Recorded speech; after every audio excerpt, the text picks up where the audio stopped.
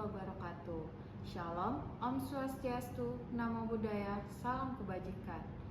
Perkenalkan, nama saya Farah Ratwaria, instansi Badan Nasional Pencarian dan Pertolongan, Unit Kerja, Kantor Pencarian dan Pertolongan Kelas B Tarakan, Angkatan 18, Kelompok 2.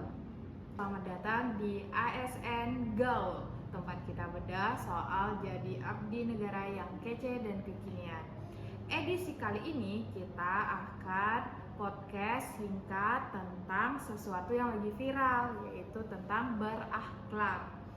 Tapi bukan cuma teori di atas kertas, kita mau buktiin kalau nilai-nilai berakhlak ini bisa bikin kita jadi ASN yang gokil dan bermanfaat. Dan hari ini kita ditemani sama sesepuh kita yang udah 3 tahun mengabdi di kantor SAR Tarakan, yang tapi vibe-nya masih kayak anak muda. Yuk kita sambut Bang Rizky yang super gaul. Halo teman-teman, perkenalkan nama saya Rizky Nur Ahmad di Basarnas Tarakan di Kota Tarakan.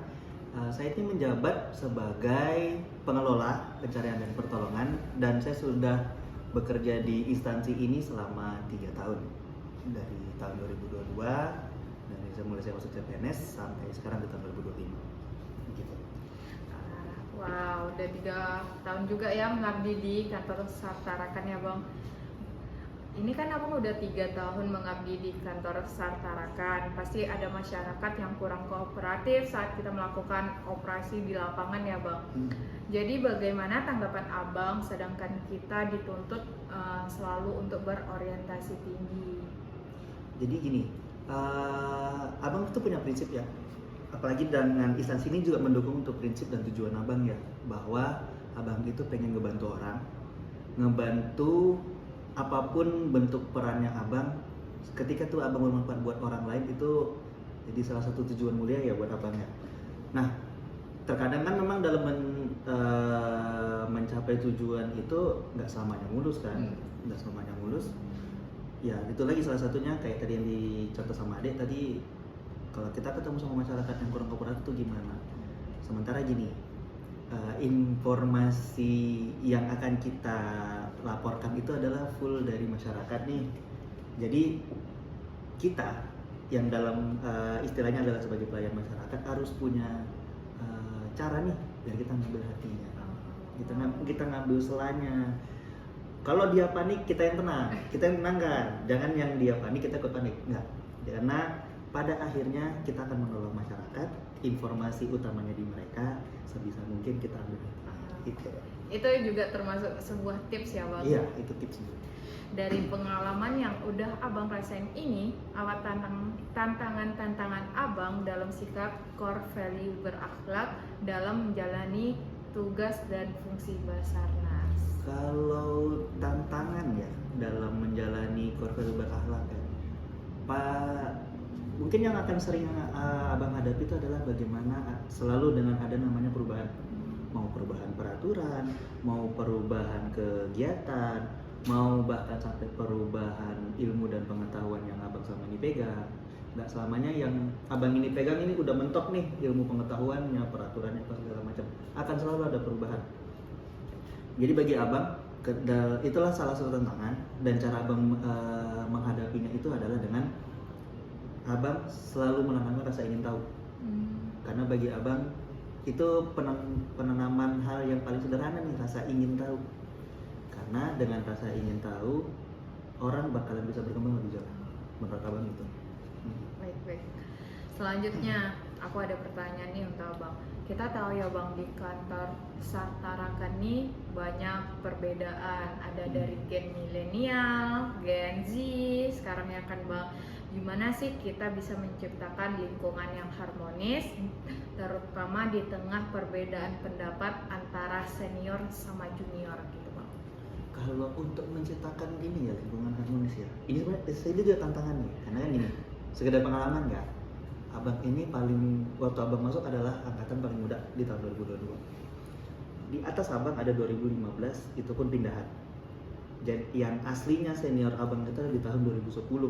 Jadi bayangin gap Gapnya ada sampai 12 tahun ini. Itu 2010. Di atas 2010 masih ada 2007, 2008. Ya kan? Iya. Gapnya itu lebih jauh lagi gitu kan. Dan apalagi ini kantor kan baru naik statusnya menjadi kantor itu di tahun 2020. Bayangin 2020 baru naik status jadi kantor dengan jumlah pegawai sedikit. Kita ketemu sama, wih ada anak baru nih, wah gitu kan. Jadi kalau abang sih prinsipnya, ketika kita mengucapkan lingkungan harmonis, prinsip, dan ini prinsip sebenarnya salah satu prinsip di instansi Basarnas. Setiap kegiatan, setiap pekerjaan kita tuh kerja sama tim.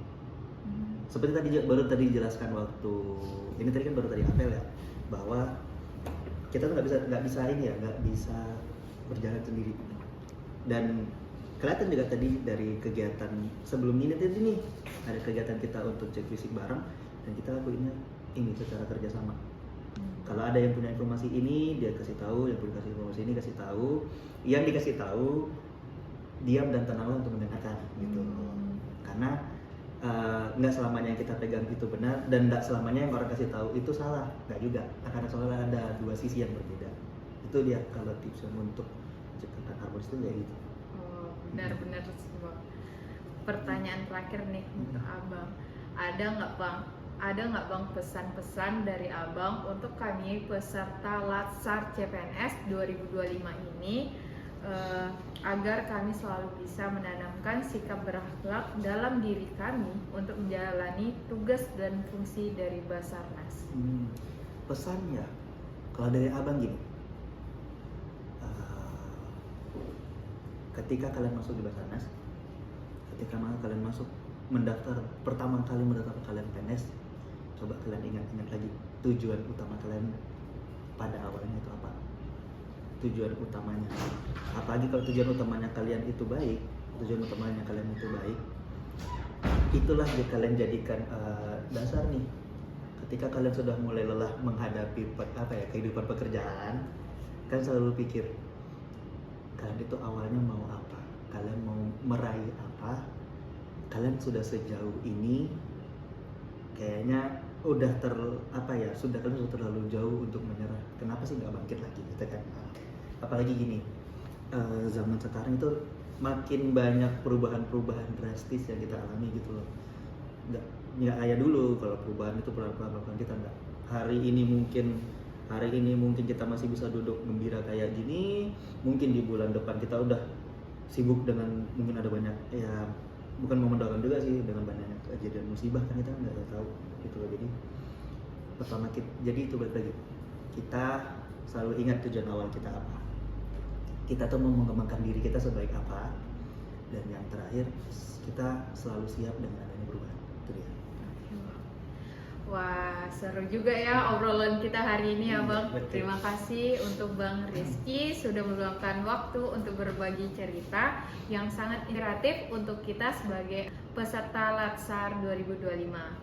Dari obrolan ini kita belajar bahwa menjadi ASN yang berakhlak itu butuh proses, tidak instan. Jadi jangan takut berproses karena setiap langkah kecil adalah bagian dari perjalanan besar. Sekian dari saya. Wassalamualaikum warahmatullahi wabarakatuh. Shalom, Om Swastiastu, Namo Buddhaya, salam kebajikan. We are family, profesional, modern, teruji. Avignam Jagat Samagram.